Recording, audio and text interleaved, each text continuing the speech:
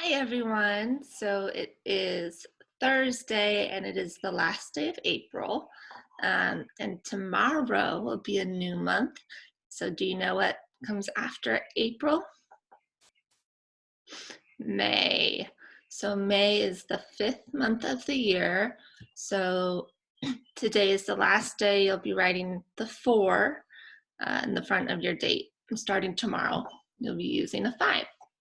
So today, we are going to be talking a lot about what makes a bird adaptable. So you may remember, adaptable means being able to adjust to different conditions. And on Tuesday, we talked about that a lot more. So I want to review that quickly. Let me share my screen. Here we go. So you probably remember adaptations help animals survive in their habitats. And we had looked at the giraffe, right? The giraffe has a really long neck, and that helps it find food in the savannas of Africa where it lives, right? It eats from the tops of the trees.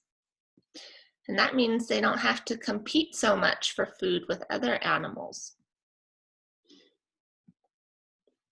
The polar bear has really thick fur that helps keep it warm in the Arctic in extremely cold weather. Ducks have the webbed feet, and that helps them swim.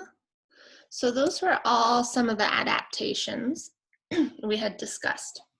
Today the focus is just birds, and we were going to talk about wings because birds have different shapes and lengths of wings. We'll talk about feet, and we will, sorry, my voice is going, and we'll talk about the beak. So let's look at the beak first. So I want you to think, what are some different beaks you have seen? And I actually do have some pictures. All right, that's a toucan. It's a really big beak.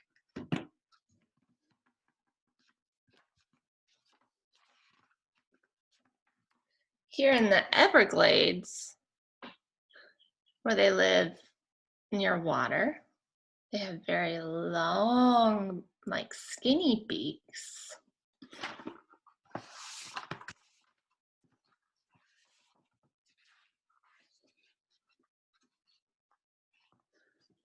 This is on the Galapagos Islands. The beaks are a little on the smaller side. So let's take a look at some more, and we'll talk about why they're different, what their beak does to help them survive. So I will share my screen. Here we go.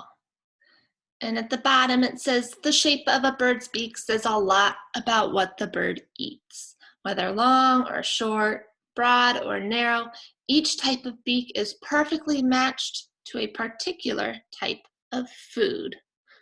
Let's look.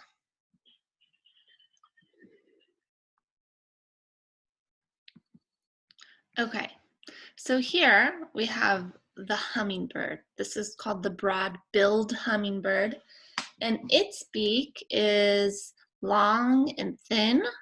It's dipping it into a flower to get some nectar. So it needs a tiny beak to get into all the different flowers and then kind of sip the nectar up, kind of like a straw. This next one is very different.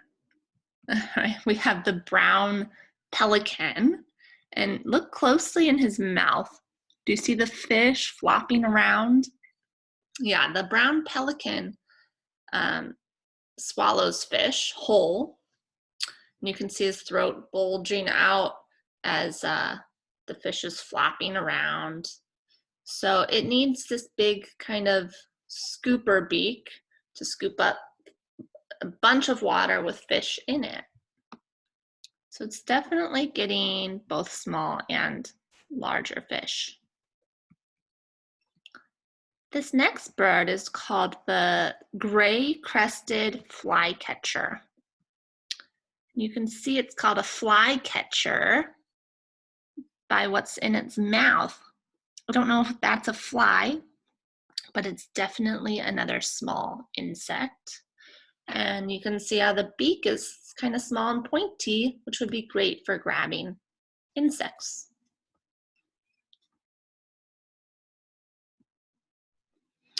This is the great crested, oh wait, sorry, this is the jay.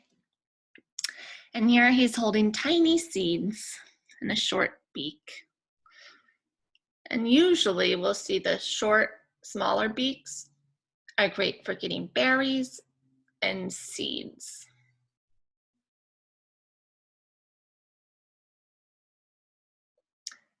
Oh, this is the peregrine falcon. Remember, the fastest animal in the world. And he has sharp talons, which here he's using to hold the prey down. And then with his very short, sharp, curved beak, he's ripping the meat up. So having a sharp beak is very useful for the peregrine falcon to survive.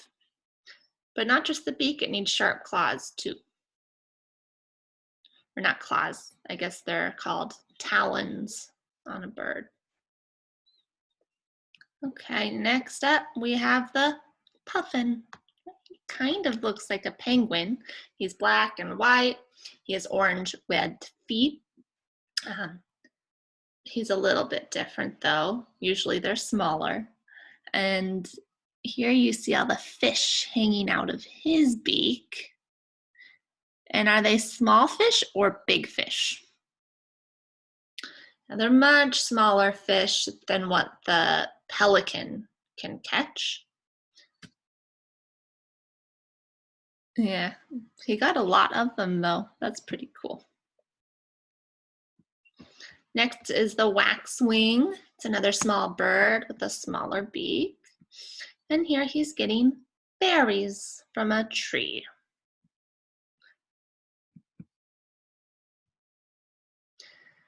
And then finally we have the yellow-billed hornbill. And do you see what's in his mouth? It's some kind of large insect. It looks like a grasshopper to me, but it's hard to say for sure. But yeah, having a larger pointed beak helps get the bigger insects, where we saw with the flycatcher, he also got insects, but they were much smaller. This one. Okay, so today you're going to be designing your own bird.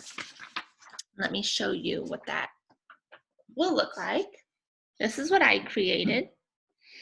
And I'm going to be giving you a bunch of pictures of different beaks, different wings, and different feet. And you're going to pick one of each to use for your bird.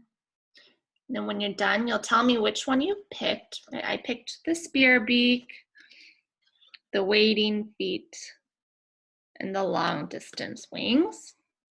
And then you'll name your bird. Mine is the red-bellied bandit. You can probably see why. He has a red belly and kind of a bandit mask, like a raccoon. Okay, so before we start designing our birds, I think it is very helpful if you pick a habitat first, because you want to pick things that will help your bird survive in that habitat. So one thing you can do is go to Brain Pop Junior, jr.brainpop.com. Let me share my screen. Here it is. And remember, our code is Oak Mesa. The password is student.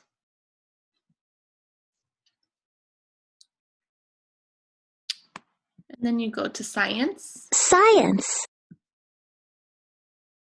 And under Science, there's a whole section just on habitats. Habitats. So these are all the different videos you can watch. There's Arctic habitats, the desert, forests, freshwater habitats, grasslands, ocean habitats, and rainforests. So you may already know the habitat you want. That's great. If you're not sure, you can come check out some of these videos and pick one that you like. For my bird, I chose a freshwater habitat. I'm not going to play the video, but you can see under freshwater habitats,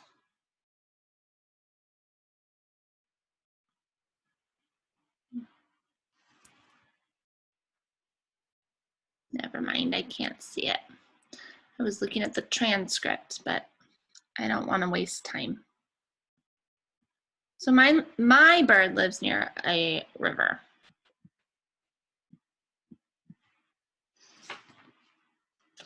And the spear beak is long and pointy to catch fish from the river. The wading feet help it stand on soft surfaces like the sand or any wet, muddy parts. And then the long distance wings help it for migration. It can fly for long distances. So let's take a look at your choices. And these choices will be attached to the lesson plan today. So if you want to take a closer look, you can. The cards are on page 4, 5, and 6. You can ignore the rest. Or if you can see them clearly here, that's fine. You can just pause and pick, and I'll show them all at the very end again. Okay, so here are the different beaks. So you want to pick a shape that would do well in your habitat, right? I chose the spear beak to catch fish since it lives by a river. This cracker beak is good for getting seeds that might be good in a forest. The probe beak is great for getting nectar from flowers. So anywhere where there's a lot of flowers. This hook beak is good for shredding meat. Whereas this one likes to peck through wood to find insects. So it would need trees. The pouched beak, this needs to be near the water, right? That helps scoop up fish. So yeah, you're gonna pick one that you like. And then move on to the bird feet cards. Again, there's a lot of different kinds of bird feet. And some are better for different habitats. So the perching feet is good for perching on branches of trees. Like the webbed feet, of course, are good for swimming. These grasping feet help catch fish out of the water. The wading feet, that's what I picked. It allows birds to walk better on soft areas, usually near the water. And then these flightless feet are extra strong because if a bird can't fly, like the ostrich or the emu, they need strong feet to kick away predators since they can't fly away. So you will pick your beak, you will pick your feet, and finally you will pick your wings. So these are your choices. There's only 5. Some are better for taking off fast. Some are good for soaring high for long periods of time. These ones are good for going fast, probably between trees, so not very far, but fast. I did long distance wings, which are good for migrating and flying long distances. So again, you'll pick one of those. Once you've picked them all, you'll put them together for your bird. Now, here's a little tip for you. If you go to YouTube and you just put in, yeah, just a minute. Sorry. So what I was saying, you go to YouTube and you just put in how to draw a bird, and a bunch of videos come up. So pick a video that's maybe close to the bird you want. I picked one of the first videos that came up. It looked like this. It was very short. It was like 1 to 2 minutes. So it was not that hard to draw. And then using that, I made some changes. Right? I made the beak a lot longer. I changed the feet a little bit. And then the wings I changed a lot. Made them much bigger. And then once I made those changes, I colored it in and I added some special things that no other birds would have, or no birds I've seen have. Because remember, you're designing your own bird. It's not a real bird. So I added a red belly and then the bandit mask. And then remember, I do want you to label. So that means you're writing in which ones you picked. Like I chose the spear beak, wading feet, long distance wings, and then come up with a name for your bird that kind of goes with how it looks or where it lives or something it does. And tomorrow we will be writing more about them. So that's it. Let me bring up those cards again so you can take a close look and pause if you need to, or just download them from the lesson plan.